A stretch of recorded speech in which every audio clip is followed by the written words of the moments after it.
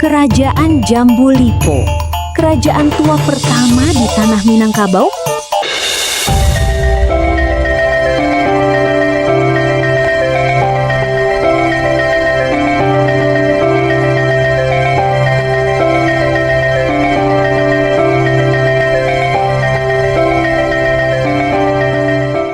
Kerajaan Jambu Lipo dan tradisi Rajo Manjalani Rantau. Tahukah sanak, ada sebuah kerajaan tua di Minangkabau yang dipercaya sudah ada bahkan sebelum kerajaan Pagaruyung? Namanya adalah Kerajaan Jambu Lipo. Bukan cuma punya sejarah panjang, kerajaan ini juga memiliki tradisi unik yang masih dikenang hingga sekarang, yaitu tradisi Rajo Manjalani Rantau. Tradisi ini bukan sekadar perjalanan biasa, tapi perjalanan panjang penuh makna, dari pusat kerajaan hingga ke wilayah-wilayah rantau yang jauh. Kerajaan Jambu Lipo berpusat di Nagari Lubuk Tarok, yang saat ini berada di Kabupaten Sijunjung, Sumatera Barat. Menariknya, tidak ada catatan pasti kapan kerajaan ini berdiri. Namun, sebagian pendapat menyebutkan bahwa kerajaan ini sudah ada sejak abad ke-10 Masehi, bahkan sebelum berdirinya Kerajaan Pagaruyung. Selain itu, asal-usul nama Jambu Lipo juga memiliki beberapa versi yang menarik. Versi pertama menyebutkan bahwa nama ini berasal dari ungkapan Janbu Lupo, yang berarti jangan ibu lupa. Ungkapan ini dipercaya sebagai pengingat bagi Kerajaan Pagaruyung agar tidak melupakan keberadaan Kerajaan Jambu Lipo, terutama dalam kaitannya dengan hubungan adat dan kekuasaan. Ada juga yang mengaitkannya dengan pesan agar tidak melupakan Pusako Nan Sapolo, yaitu warisan adat penting dalam tradisi Minangkabau, yang memiliki nilai tinggi dalam sistem pemerintahan dan sosial. Versi kedua menyebutkan bahwa nama Jambu Lipo berasal dari banyaknya pohon jambu paraweh atau jambu biji yang tumbuh di daerah tersebut pada masa lalu. Versi ketiga mengaitkan nama ini dengan seorang tokoh perempuan, yaitu Putih Jambak Jambu Lipo, yang dipercaya pernah menjaga atau mendiami kawasan tersebut. Sementara versi lainnya menyebut bahwa nama Jambu Lipo berasal dari kata Jambu Dwipa, yang kemungkinan memiliki pengaruh dari istilah yang lebih luas dalam tradisi atau bahasa masa lampau. Kerajaan ini dipimpin oleh 3 raja yang disebut Rajo Tigoselo, yaitu pertama, Rajo Alam yang bergelar Bagindo Tan Ameh. Kedua, Rajo Ibadak, Bagindo Majo Indo. Ketiga, Rajo Adak, Bagindo Tan Putih. Kerajaan Jambu Lipo berpusat di Nagari Lubuk Tarok, yang saat ini berada di Kecamatan Lubuk Tarok, Kabupaten Sijunjung. Wilayah pusat kerajaan ini tidak hanya mencakup Lubuk Tarok saja, tetapi juga meliputi beberapa nagari lain, yaitu Lalan, Latang, Kampung Dalam, Taratak Baru, Sinyamu, Pulasan, dan Silongo. Secara administratif saat ini, nagari-nagari tersebut tersebar dalam 2 kecamatan, yaitu Kecamatan Lubuk Tarok dan Kecamatan Tanjung Gadang. Meskipun secara pemerintahan modern wilayahnya terbagi, secara historis dan kultural, kawasan ini merupakan satu kesatuan dari pusat kerajaan Jambu Lipo. Pusat pemerintahan kerajaan Jambu Lipo berada di wilayah yang saat ini termasuk Kecamatan Lubuk Tarok dan Kecamatan Tanjung Gadang, Kabupaten Sijunjung. Tetapi pengaruhnya tidak hanya terbatas di sana. Secara historis, wilayah kekuasaan dan pengaruh Jambu Lipo juga menjangkau daerah rantau hingga keluar Kabupaten Sijunjung. Di Kabupaten Darmasraya, wilayah yang memiliki hubungan dengan Kerajaan Jambu Lipo adalah nagari-nagari yang saat ini berada di Kecamatan Sembilan Koto. Sementara itu, di Kabupaten Solok Selatan, pengaruh tersebut meluas ke kawasan rantau 12 koto yang tersebar di sepanjang aliran Sungai Batanghari dan Batang Sangir. Wilayah-wilayah inilah yang menjadi bagian penting dalam pelaksanaan tradisi Rajo Menjalani Rantau, yaitu perjalanan raja mengunjungi nagari-nagari yang memiliki hubungan historis dan kultural dengan Kerajaan Jambu Lipo. Tradisi Rajo Manjalani Rantau pada awalnya tidak bisa dilepaskan dari sistem kekuasaan pada masa itu. Tradisi ini berkaitan dengan pemungutan ameh manah yaitu semacam upeti atau pajak yang dikumpulkan dari wilayah-wilayah rantau untuk kemudian diserahkan kepada Kerajaan Pagaruyung. Dalam prakteknya, Rajo Jambulipo bersama rombongan akan menjelajahi wilayah rantau mereka, mengunjungi nagari-nagari yang berada dalam pengaruhnya, sekaligus memungut ameh manah tersebut. Namun seiring berjalannya waktu, fungsi tradisi ini mengalami perubahan. Saat ini, Rajo menjalani rantau tidak lagi berkaitan dengan pemungutan upeti. Tradisi ini lebih dimaknai sebagai mempererat silaturahmi, menjaga hubungan adat, serta menguatkan ikatan antara wilayah pusat dan daerah rantau. Perjalanan Rajo menjalani rantau dimulai dari Lubuk Tarok, pusat kerajaan Jambulipo. Sebelum berangkat, terlebih dahulu diadakan pertemuan di Istana Kalambusuto.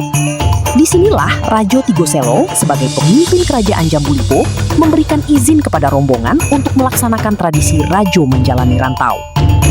Adapun tokoh-tokoh penting kerajaan yang wajib dalam rombongan Rajo menjalani rantau adalah: pertama, Tuanku Bagindo Majo Indo, Rajo Ibadat Jambulipo. Kedua, Datua Bandarosati, Sandi Karojan Kerajaan Jambulipo. Ketiga, Panglima Rajo, Dumalang Kerajaan Jambulipo. Setelah izin diberikan, perjalanan pun dimulai. Rombongan berangkat dari Istana Kalambusuto, menyusuri kampung demi kampung, mendaki punggung perbukitan, dan mengikuti aliran sungai-sungai besar yang menghubungkan nagari-nagari dalam wilayah pengaruh Kerajaan Jambulipo. Perjalanan ini bukan perjalanan singkat. Rajo menjalani rantau menjangkau nagari-nagari yang tersebar di 3 wilayah kabupaten, yaitu Sijunjung, Darmasraya, dan Solok Selatan. Perjalanan ini dimulai dari Lubuk Tarok sebagai pusat kerajaan Jambulipo. Dari sana, rombongan bergerak ke arah selatan menuju wilayah 9 Kuto di Kabupaten Darmasraya, sebelum akhirnya melanjutkan perjalanan ke nagari-nagari di sepanjang aliran Sungai Batanghari dan Batang Sangir di wilayah Rantau 12 Kuto, Solok Selatan. Nah, di bagian ini kita akan mengikuti jejak perjalanan tersebut, melihat satu persatu kampung dan nagari yang dilewati dalam tradisi Rajo menjalani rantau. Kita mulai dari wilayah yang saat ini masuk dalam Kabupaten Sijunjung. Perjalanan dimulai dari pusat kerajaan Jambulipo dan mencakup beberapa nagari berikut. 1. Lubuk Tarok. Istana Kalambusuto di nagari Lubuk Tarok, pusat kerajaan Jambulipo, menjadi awal perjalanan Rajo menjalani rantau. 2.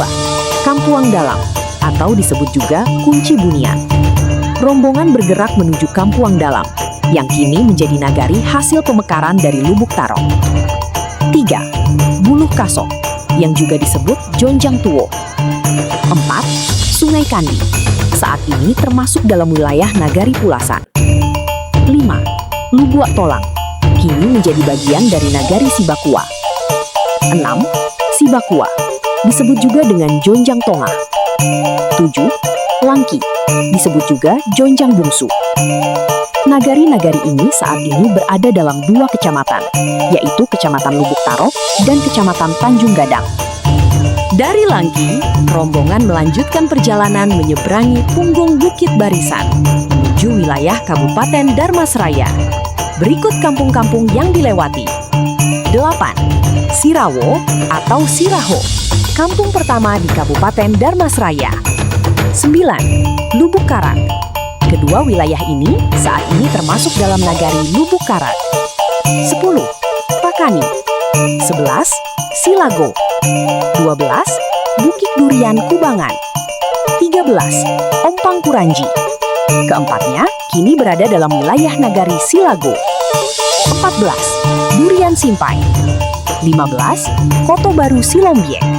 Saat ini termasuk dalam nagari Koto Nan Apek di bawah. 16. Bonai. 17. Padang Lalang Patongan Lobuo. 18. Lubuak Labu. Ketiga kampung ini kini berada dalam wilayah Nagari Banai. Secara keseluruhan, di Kabupaten Darmasraya, perjalanan ini melewati nagari-nagari yang berada di Kecamatan 9 Koto. Selanjutnya, dari Lubuak Labu, terdapat sungai kecil yang mengalir ke hilir menjadi Batang Sipotar dan bermuara ke Batanghari di Koto Ranah, Nagari Lubuk Ulang-Aling.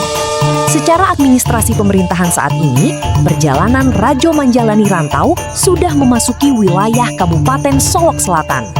kampung dan negari yang dilewati berada di sepanjangan aliran Sungai Batanghari dan Batang Sangir. Di sepanjang aliran Batanghari, sungai terpanjang di Pulau Sumatera, kampung-kampung yang disinggahi oleh rombongan Rajo Manjalani Rantau adalah sebagai berikut. 19. Kotorana. 20. Pulau Panjang.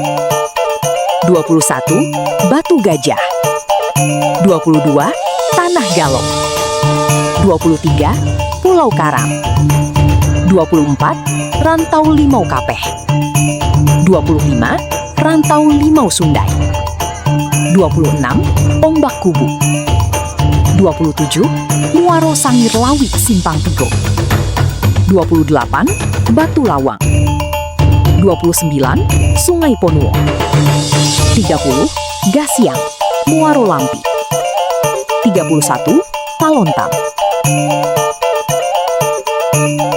Perjalanan kemudian berlanjut ke sepanjang aliran Batang Sangir, menyinggahi kampung-kampung sebagai berikut. 32. Dusun Tongah, Batu Kadunduang, Abai, Lubuk Malako, Tanggo Aka. Wilayah-wilayah ini merupakan bagian dari kawasan Rantau 12 Koto yang memiliki hubungan erat dengan Kerajaan Jambu Lipo. Setelah seluruh wilayah rantau dikunjungi, rombongan akhirnya kembali ke Lubuk Tarok. Perjalanan panjang ini ditutup dengan laporan kepada Rajo Tigoselo sebagai bentuk pertanggungjawaban dan simbol kuatnya hubungan antara pusat dan rantau. Tradisi Rajo Manjalani Rantau adalah bukti bahwa sejak dulu masyarakat Minangkabau sudah memiliki sistem hubungan sosial yang kuat antara kampung halaman dan perantauan. Sebuah tradisi yang bukan hanya tentang perjalanan, tetapi juga tentang identitas, kebersamaan, dan sejarah. Kalau Sanak tertarik dengan pembahasan sejarah nagari dan kota-kota lainnya terkhusus di Sumatera Barat, jangan lupa like, komen, dan subscribe, serta nyalakan loncengnya supaya nggak ketinggalan cerita menarik seputaran sejarah, administrasi, dan kebudayaan lokal lainnya. Tonton Nagaripedia, kenali nagarimu, cintai Indonesia, jelajahi dunia.